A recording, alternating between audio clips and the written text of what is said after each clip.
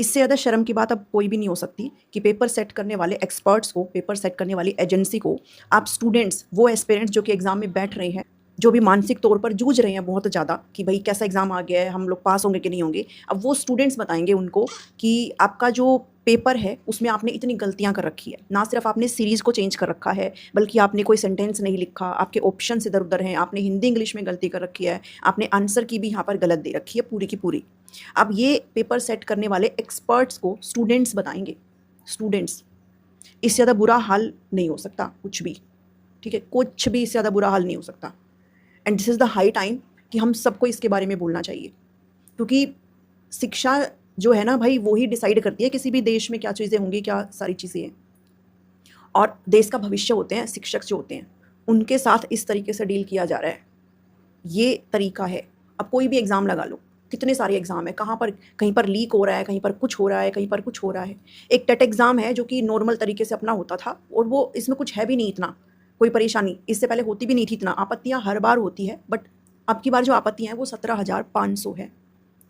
अगर 500 भी ऑब्जेक्शंस आते हैं तो भी एक बड़ा हिस्सा होता है ये भी कि भाई काफ़ी संख्या है, नहीं होनी चाहिए इतनी आपत्तियाँ। ज़्यादा से ज़्यादा 10-12 आपत्तियाँ हो सकती है। 17,500 में कितने ही क्वेश्चंस रिपीट पे होंगे। मतलब जितने भी स्टूडेंट्स हैं, जितने भी एस्पिरेंट्स हैं जो कहीं ना कहीं बैरियर पे खड़े हुए हैं, लाइक बाउंड्री पे खड़े हुए हैं कि भाई आपत्तियाँ अगर ठीक हो जाती है, ये चीज़ें अगर ठीक हो जाती है तो हम लोग पास हो जाएंगे, ऐसे सभी एस्पिरेंट्स ने 100 रुपीज़ का चार्ज दे करके अपने अपने ऑब्जेक्शंस लगाए हैं। तो जिन स्टूडेंट्स ने ऑब्जेक्शन नहीं लगाया उनको टेंशन नहीं लेनी है भाई, क्योंकि आपके ऑब्जेक्शंस ऑलरेडी लग गए हैं। अब जैसे पियाजे वाला सवाल था, पियाजे वाले सवाल पे कम से कम 100-200 ऑब्जेक्शन गए होंगे, सिर्फ एक उस सिंगल सवाल पे, ठीक है। तो ये चीज़ें देख करके भाई शर्म आनी चाहिए सच में, सच में भाई ये बहुत शर्म वाली बात है कि आप एक एग्ज़ाम एक नॉर्मल तरीके से कंडक्ट नहीं करवा पा रहे हो। इतनी बुरी हालत किसी भी पेपर की कि अब स्टूडेंट्स बताएंगे भाई आपने, और वो भी पैसे दे करके बताएंगे, पैसे दे करके बताएंगे, 100 रुपीज़ चार्ज दे करके बताएंगे कि आपने पेपर गलत बनाया है, आपने तो ऑप्शंस गलत दिए हमें, सेकंड ऑप्शन थर्ड बना रखा है हिंदी में, आपने प्रिंटिंग एरर कर रखा है।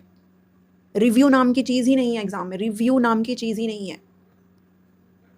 इससे ज़्यादा बुरा नहीं हो सकता भी, ठीक है, इससे ज़्यादा बुरा बुरा बिल्कुल भी नहीं हो सकता। और लिटरली मैंने तो एग्ज़ाम नहीं दिया है, बट स्टिल मुझे इतना गंदा लग रहा है ना, बहुत अंदर से इतना गंदा लग रहा है ना, तो जिन्होंने एग्ज़ाम दिया है उनकी क्या हालत होगी इस वक्त, तो वो मैं अच्छी तरीके से समझ सकती हूँ, ठीक है। तो हम लोग वीडियो बना सकते हैं और हम सिर्फ अपने प्लेटफॉर्म पर इतना ही बोल सकते हैं कि भाई जो भी पेपर सेट करने वाले लोग हैं ऐसा प्लीज़ भविष्य में ना करें। और इतना टाइम तो होगा सबके पास, एक बारी आप किसी से भी पेपर बनवा रहे हो, इन्होंने तो पूरा उठा करके ऐसा लगता है जैसे चैटजीपीटी से पेपर बनवा लिया कि टाइप कर दो क्वेश्चंस, ये मैनुअली लग ही नहीं रहा बिल्कुल भी किसी भी तरीके से, वरना इतनी बड़ी गलती हो जाए। और अब कोई पेपर आपने छाप दिया, इतने बड़े लेवल पर आप कर रहे हो, उसका कोई रिव्यू नहीं हो रहा है, कोई तो होगा ऊपर बैठा हुआ जो ये देखता हो भाई हाँ ठीक है आपने पेपर बनाया, चलो मैं चेक करके देखता हूँ आपने कैसा पेपर बनाया है, और आप एक्सपर्ट्स हैं। आप ज़्यादा बढ़िया काम तो ये स्टूडेंट्स कर सकते हैं जिन्होंने एग्जाम की प्रिपरेशन अपने अच्छे मन से करी है, ये कर सकते हैं आप ज़्यादा बढ़िया काम। तो ये इस अच्छा पेपर तो ये बेचारे खुद बना लेते, और पेपर बनाया तो बनाया, इतना लेंदी बना दिया। अगर कोई बहुत पढ़ा लिखा महानुभाव भी होगा ना, इवन जो एक्सपर्ट्स बैठे हैं, मैं कहती हूँ वो भी इस पूरे पेपर को 100 कितने मिनट का है ये पेपर, 2.5 घंटे का पेपर है ना, ये 2.5 घंटे में सॉल्व नहीं कर सकता, इस पूरे पेपर नहीं कर सकता, कोई एक्सपर्ट भी नहीं सॉल्व कर सकता। तो ये पेपर की हालत है। 17,500 आपत्तियाँ आई हैं, री एग्ज़ाम की बात हो रही है। और मैं भी सच में आप फेवर में हूँ भाई। पहले पिछले साल जब 2023 में ये सारी चीज़ें हुई थी, ये सारी चीज़ें नहीं हुई थी, सिर्फ पेडागोजी का इशू था तब, वो अभी भी नहीं दिए इन्होंने, तो तब मैं इस चीज़ के फेवर में नहीं थी, ग्रेस मार्क्स के। और भाई ग्रेस मार्क्स के फेवर में मैं अब हूँ, ठीक है, क्योंकि अगर आप इतनी बड़ी गलती करोगे, अगर आप इतना बड़ा अगर ब्लंडर अगर करेंगे तो स्टूडेंट्स को चाहिए ग्रेस मार्क्स।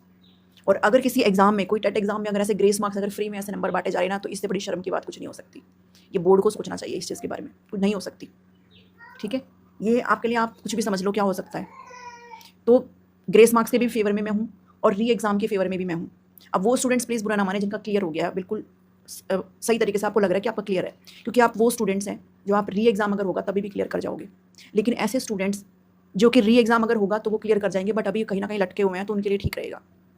और ऐसा पेपर बिल्कुल भी डिसाइड नहीं कर सकता, बिल्कुल भी डिसाइड नहीं कर सकता एलिजिबिलिटी को, ये पेपर नहीं कर सकता। तो अगर री एग्ज़ाम होता है तो अच्छी बात है, हो जाने दो इसको, 1-2 महीने में ले लेंगे। बाकी क्या करते हैं क्या नहीं करते हैं उसके बारे में अभी कोई आइडिया है नहीं, ठीक है। अभी क्या चल रहा है क्या नहीं चल रहा है, ऑब्जेक्शंस इन्होंने लिए हैं, कल अपनी लास्ट डेट थी, और अब ये क्या सोचते हैं, क्या नोटिस निकालते हैं, तो वो आपको बता देंगे और आप भी साइट पर देखते रहना। बाकी री एग्ज़ाम होता है तो ठीक है, हो जाने देना री एग्ज़ाम, है ना, क्योंकि जिन स्टूडेंट्स का हो गया भाई आप कर लोगे, आप, मुझे पता आप कर लोगे, ओके। और जिनका पास हो जाएगा री एग्ज़ाम अगर होता है तो उनके लिए सही रहेगा, और जिनका नहीं होना वो वैसे भी नहीं होना, अभी भी नहीं होना, ठीक है, जिन्होंने पढ़ाई नहीं करी है। तो मेरे कहने से वैसे हो नहीं रहा है, बट मैं इस चीज़ के फेवर में हूँ।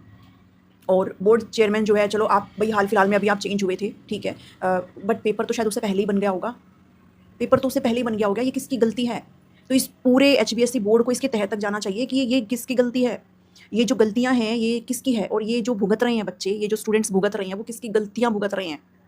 इस चीज़ को प्लीज़ देखिए, इस पर प्लीज़ लुकआउट करिए, ठीक है। ये सभी स्टूडेंट्स की अपील आप लगा लो, ठीक है, कुछ भी आप लगा लो भाई, अगर ये वीडियो मेरी आप तक जाती है तो प्लीज़ इस चीज़ को देखिए कि ये जो गलतियाँ हुई हैं वो क्यों हुई है, जिसका परिणाम इनके लिए जा रहा है, सारी चीज़ें ये भुगत रहे हैं, अभी स्टूडेंट्स भुगत रहे हैं इन सारी चीज़ों को। आराम से तसल्ली से एग्जाम हो सकता था, ये कोई इतनी बड़ी बात नहीं है इस एग्जाम को कंडक्ट कराना। फिर तो आप आगे जो वैकेंसी लाओगे उसमें तो पता नहीं क्या कर बैठोगे। सो बोर्ड से ये अपील है भाई, सच में सर प्लीज़ इस चीज़ पे ध्यान दीजिए कि आप क्या कर रहे हो, आपने कैसा पेपर बनाया है, ये किसकी गलती है, उन सभी को निकालो भाई ढूंढ के, जिसने ये पेपर बनाया है, जिसने ये आंसर की दे दी है, वो उन सो कॉल्ड एक्सपर्ट ने, ठीक है, जिन्होंने ये आंसर की डाल दी है, बिना सोचे समझे कुछ भी कर रहे हैं। तो इस चीज़ की जिम्मेदारी कौन है, कौन इस चीज़ की अकाउंटेबिलिटी लेता है, इस चीज़ का भी जवाब चाहिए सबको। हमने तो पेपर दे दिया, हमारा काम था हमारा काम था पढ़ना और पढ़ाना, हमने कर लिया। अब इस चीज़ का भी चाहिए, ये जो आपत्तियाँ आई हैं ना, ये आप कैसे डील करोगे, क्या इन आपत्तियों को आप सच में डील करेंगे कि नहीं करेंगे। 17,500, क्या आप 1 बाय 1 देखेंगे इस चीज़ को,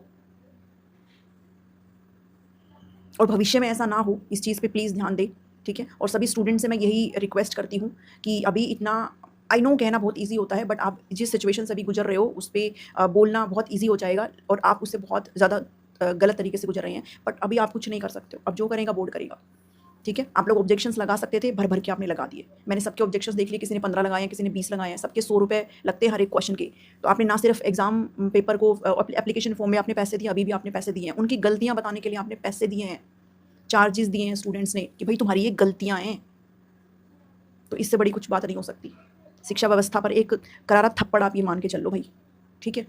और सहने की भी एक क्षमता होती है, कोई स्टूडेंट कोई कितना सहेगा, किस हद तक सहेगा, ये भी एक क्षमता होती है। इस पर प्लीज़ सोचिए, जो भी बोर्ड अधिकारी है प्लीज़ इस पर सभी लोग सोचें कि किसकी गलती है, क्या है, और इन स्टूडेंट्स के हक़ में क्या चीज़ें हो सकती है, उस चीज़ पर प्लीज़ ध्यान दिया जाए।